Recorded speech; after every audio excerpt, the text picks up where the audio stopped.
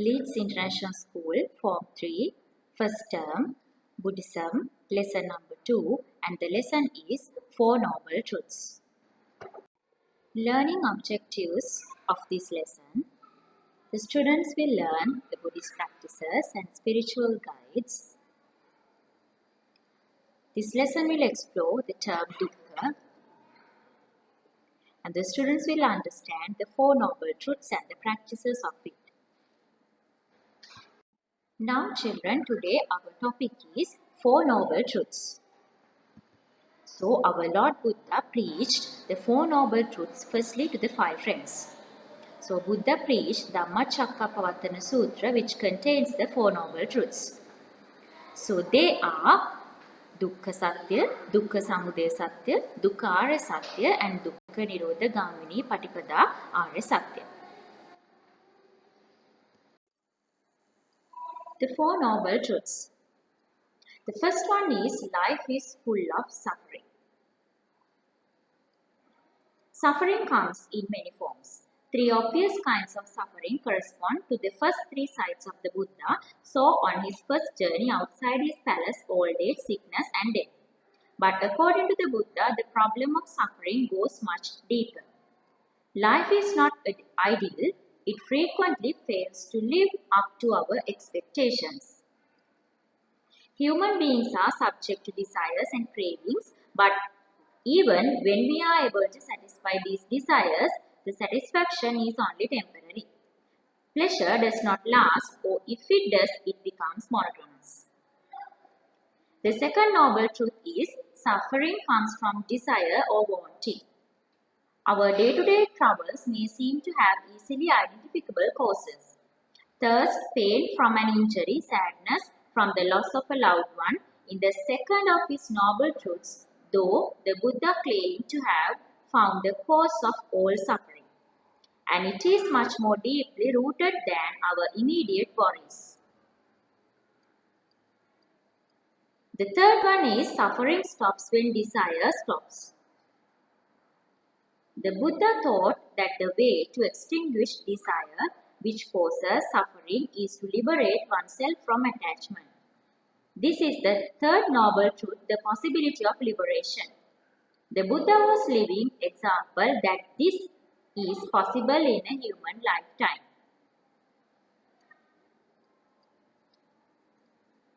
The fourth noble truth is, in order to stop those desires, follow the Eightfold Path.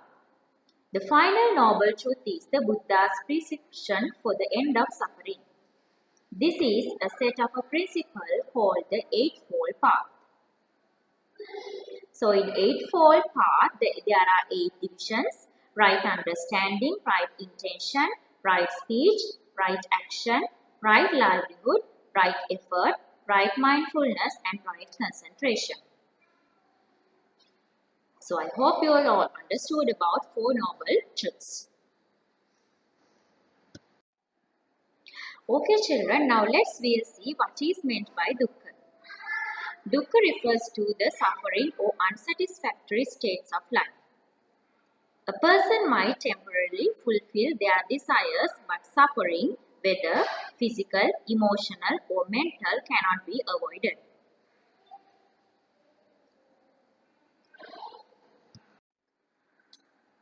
Right, our next topic is about five-fold clingings. Pancha Upadanakkhanda. So there are 5 matters: aggregate of matter, aggregate of feelings or sensations, aggregate of perceptions, aggregate of mental formation or mental tendencies, aggregate of consciousness, mental energy combined with the preceding 3 mental faculties and 6 objects. Now we'll see what are they. The first one can be known as the cluster of clinging to form, the cluster of clinging to feeling, the cluster of clinging to perception, the cluster of clinging to construction, and the cluster of clinging to consciousness. So these are the 5 clusters of clinging. The Noble Eightfold Way should indeed be developed for the direct experience of these 5 clusters of clinging. For the full understanding and elimination of them, and for their final overcoming, abandoning and leaving all behind. So, aggregate of matter means due to several matters we feel sad. And due to feelings and sensations we feel worry. So, we feel dukkha due to that. And due to the perceptions and the mental formations also we feel dukkha. So, these can be known as five-fold clingings, which is known as Pancha Upadanakkhanda. Next, we will see how birth becomes a suffering to us. How is birth difficult, or how does it involve suffering? Well, giving birth is physically painful, and also birth is appearance into an uncertain realm. Notice how babies suffer. Coming into the world must be a desperate and frightening experience. For the majority of beings, including people in the world today, it means the end of guaranteed nourishment and the beginning of the struggle to survive. Even for the small percentage of privileged humans who live in affluent societies, with birth begins a life in which some physical discomfort is guaranteed, along with the need to sustain or defend the comfort, the property, and the health that they do have. In every case, the obvious long or short-term consequence of birth is death. So, birth can be considered as a suffering. Next one is Jati, old age or decay.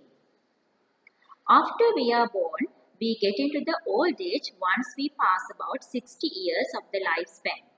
During the early years, a majority of humans may lead a healthy life, so the effect of one becoming old slips through our mind until we actually face that situation. The physical body of ours gives us many problems as we reach the old age, and majority of us don't know how to manage it correctly mentally. The body that was once very strong becomes frail, and the physical features of us deteriorate, and the personality and the beauty once we had will no more be there. One may even not be able to move at will to places since mobility of the body diminishes. Physical strength and mental activities such as good memory fades and forgetfulness will be prominent then. The bodily features once you adored will be no more there to be proud of. One even may become sorrowful thinking of the good olden days he once had. So Lord Buddha pointed the above to be wary of. He had the greatest kindness toward us, letting us realize the problems before we are engulfed in it. Next one is Jati. This means sickness. We are getting from different types of diseases from our early childhood. It causes suffering and sadness. Even today, it is very impossible to find a person without a sickness. So, sickness is considered by Lord Buddha as a suffering. Next factor is death. Death is a very common factor to all human beings and animals in the world. This is also a big suffering for humans and animals. Death is the end of life. This causes grief and some feel alone forever.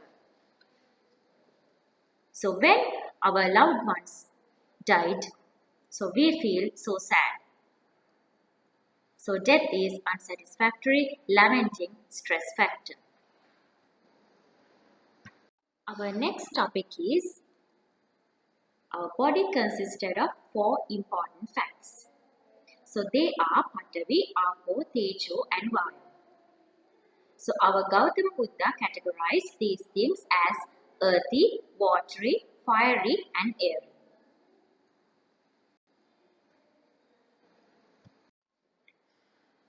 Okay children, now we have come to the end of the lesson. So we will discuss the summary. So today we will discuss about Chaturarya Satya, or else the 4 Noble Truths, which was first described in Dhammacakkappavattana Sutra. So Lord Buddha preached these sutras to the 5 friends, Kondancha, Vappa, Bhaddiya, Mahanama and Assaji. And we also discuss about Dukkha. The definition of Dukkha means unsatisfactory states of life. And also we discuss about the fivefold clingings, which is also known as Rupa, Vedana, Sanya, Sankara and Vijnana. And our body consisted of four facts: Apo, Tejo, Vayo, Panpatavi, and also we discuss about the causes and effects of Dukkha. So I hope you all understood the lesson very well.